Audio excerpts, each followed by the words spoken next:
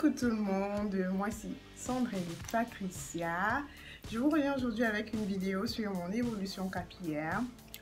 Donc avant de vous détailler quoi que ce soit, je tiens à vous rappeler déjà que pour avoir un beau cheveu crépus précisément, il faudrait mettre sur pied une routine qui permettra de maintenir votre cheveu hydraté. On a un cheveu naturellement sec et tout ce dont on devrait lutter par rapport, c'est l'hydratation. Ramener de l'hydratation à nos cheveux. On devrait oublier tout ce qui empêche notre cheveu de rester hydraté. Donc j'espère que cette vidéo vous motivera davantage et vous incitera à garder patience parce que la patience c'est la clé. Premier point sur lequel je veux m'étayer, c'est les stéréotypes. Quand je suis revenue au naturel, il y avait beaucoup de stéréotypes. Et mes premiers moments au naturel, je n'avais pas, en fait, ça ne me disait rien. Je savais qu'il fallait que je prenne soin de mes cheveux tout le temps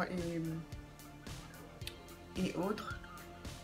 Mais après m'être déplacée, je suis arrivée dans un autre pays, plus précisément dans un continent asiatique. Vous ne pouvez pas imaginer à quel point ça devait être difficile de prendre soin de ses cheveux dans un continent asiatique où il n'y a pas vraiment la race noire.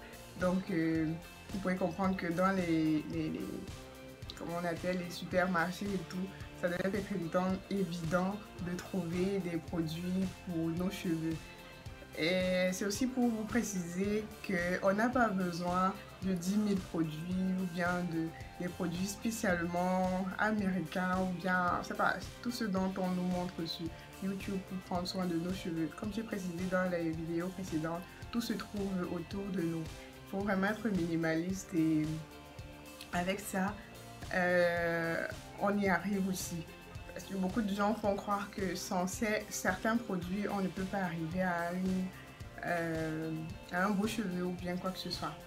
Donc les stéréotypes, n'écoutez pas. Tout ce qu'on vous dit autour du cheveu naturel, n'écoutez pas. Faites votre propre opinion du sujet. Et le deuxième point, c'est avoir sa routine capillaire. Mettre sur pied sa routine capillaire pour lutter vraiment contre la sécheresse du cheveu. Il faut mettre une routine capillaire. Et sa routine capillaire devrait comporter des éléments qui t'aident à maintenir ton cheveu toujours hydraté. N'oubliez pas ce point. Tout ce dont on devrait rapporter à nos cheveux crépus, c'est de l'hydratation la plupart du temps. Il ne faudrait pas faire des gestes qui vont assécher vos cheveux. Il faudrait faire des masques qui vont hydrater davantage vos cheveux. Il faudra avoir un mode de vie qui vous permettra de maintenir toujours votre cheveu hydraté. Donc, avoir sa routine capillaire. Ma routine capillaire est très simple. Elle comporte un pré-pou, qui est un masque qui protège le cheveu contre la sécheresse du cheveu. Enfin, contre la sécheresse du shampoing, parce que le shampoing, lui, assèche les cheveux.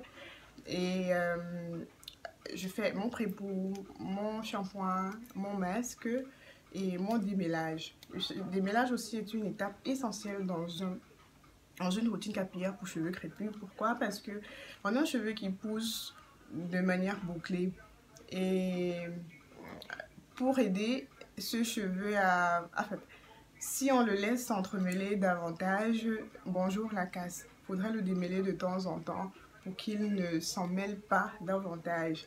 Donc si on veut un cheveu beaucoup plus long, il faudrait mettre sur pied aussi une routine démêlage. Donc voilà. Après ça, la régularité des soins. J'ai toujours été régulière dans mes soins. Vraiment toujours. Je me suis dit, c'est vrai, ça va pas prendre une journée, ça va pas prendre 2 jours, ça va pas prendre 3 jours. Je sais attendre, dans tous les cas, je sais attendre. Il faudrait être patiente, être régulière dans ses soins, puis les faire tout le temps, régulièrement, et être patiente. En petite anecdote, ça fait 10 mois, ça fait 3 ans que je suis au naturel, mais il y a 10 mois, j'ai pas vraiment pris soin de mes cheveux comme il se devait. J'ai vraiment baissé la garde parce que je me suis déplacée, j'étais plus à côté de tous mes produits et tout. Et avec le lot de stress, j'ai eu énormément de casse. C'est pour vous dire combien de fois la régularité est importante.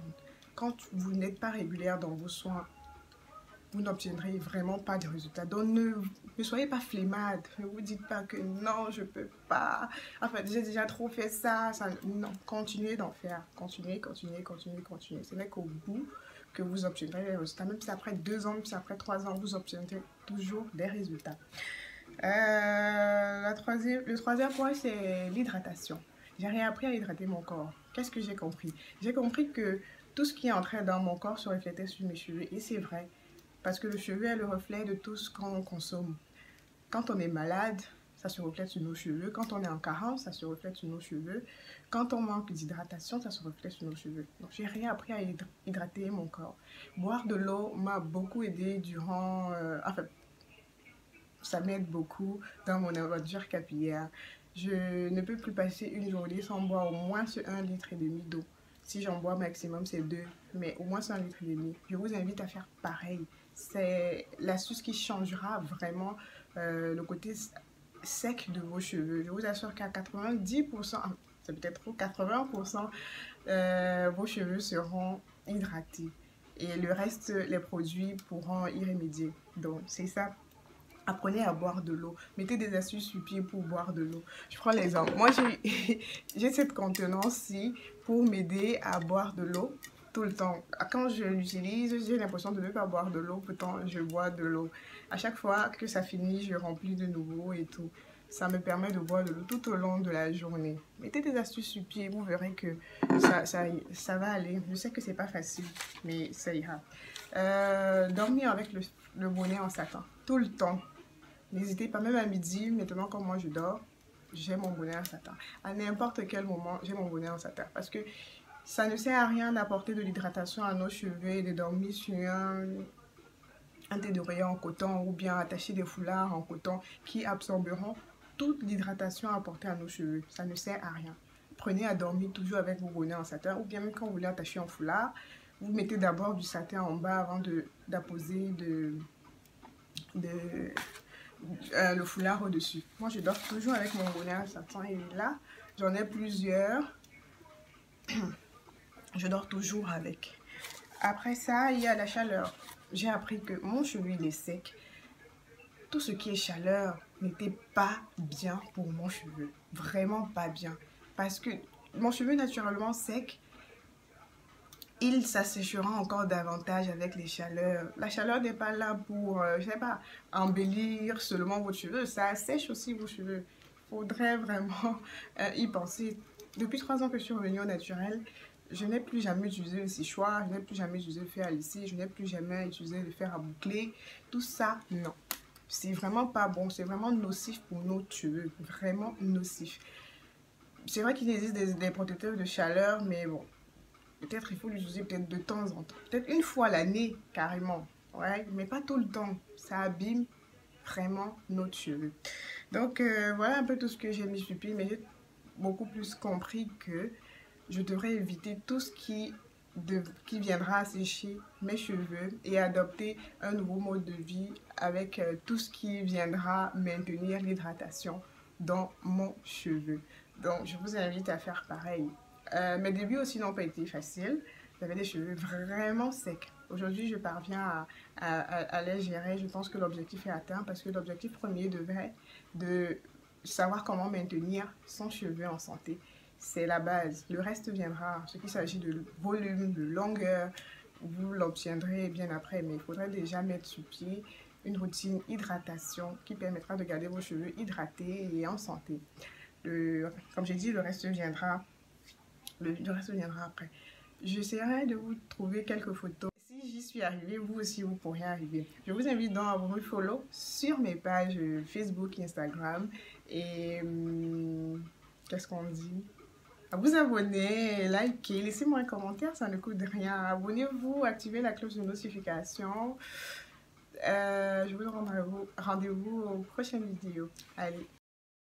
Voilà, comme promis, des photos de moi avant mon retour au naturel. J'ai pu trouver des photos de moi défrisées, comme vous pouvez le voir. Ouais, là, c'était mes cheveux défrisés. Je les aimais bien, j'en prenais vraiment soin, mais ils n'avaient jamais dépassé cette longueur. Voilà. Euh, J'avais fait une coloration quelquefois. Voilà, là, c'est mon premier big shop. Parce que je voulais pas des cheveux courts et tout. Voilà le second, le définitif. Voilà, j'ai toujours porté mes cheveux à l'air libre. Bien que mon afro était petit, je le portais ainsi. Souvent en twist aussi, comme sur cette photo par exemple. Mais je portais toujours mes cheveux à l'air libre. Donc je vous le recommande vraiment. Vraiment de porter vos cheveux à l'air libre. Ça vous permettra de mieux identifier les problèmes de vos cheveux et d'y remédier facilement. Voilà, là, j'avais des cheveux vraiment secs, vraiment, vraiment, vraiment secs. Je cherchais les formules et tout, ça n'allait pas, mais bon, j'avais la foi. J'étais sûre qu'avec le temps, ça viendra. Voilà, la longueur se faisait ressentir ici. Je continuais de porter mes cheveux à l'air libre et voilà. Ici, je parvenais déjà, vous voyez, mes boucles se formaient, les cheveux devenaient de plus en plus beaux, je peux dire ça comme ça, hydratés, je dirais plutôt. Là, un peu plus de brillance, voilà, un peu plus de brillance là, voilà, mon afro avait carrément changé de texture, il devenait beaucoup plus brillant et bouclé. Là, la longueur se faisait déjà ressentir. Voilà, vous pouvez constater comment c'était beaucoup plus brillant. Voilà. Donc, c'est pourquoi j'incite tout le monde à vraiment prendre soin de la santé et de l'hydratation. C'est de là que viendra tout le reste, le volume, la longueur. Voilà, là j'ai un bun, il était vraiment magnifique. Celui-là aussi, voilà, là j'étais déjà à l'aise. Et bon, mon afro, beaucoup plus hydraté. Là, je connaissais déjà comment prendre soin de mes cheveux. Un peu plus, du coup, ils avaient l'air vraiment plus en forme. Là, ça c'est la fin d'année passée. Je continuais, j'accélérais toujours dans mes soins. J'étais toujours régulière, comme je vous l'ai dit. Voilà, ça c'est décembre 2018. Ah, là, on est en 2019 déjà. J'ai beaucoup porté des twists tout au long de cette année parce que je cherchais une coiffure avec moins de manipulation. Et c'est la meilleure. Elle n'assèche pas les cheveux, elle garde mieux le cheveu hydraté. Et voilà quoi. Déjà, j'aime beaucoup les twists. Et des buns aussi, quelquefois. Donc, voilà. Si on afro cette année, là, c'est vraiment récent. Là aussi. Voilà. Là, on peut constater le cheveu beaucoup plus hydraté, avec de la brillance et tout. Bah, vraiment, l'aventure continue. Je vous laisse sous cette vidéo pour montrer la souplesse du cheveu maintenant. Aux prochaines vidéos. Bisous.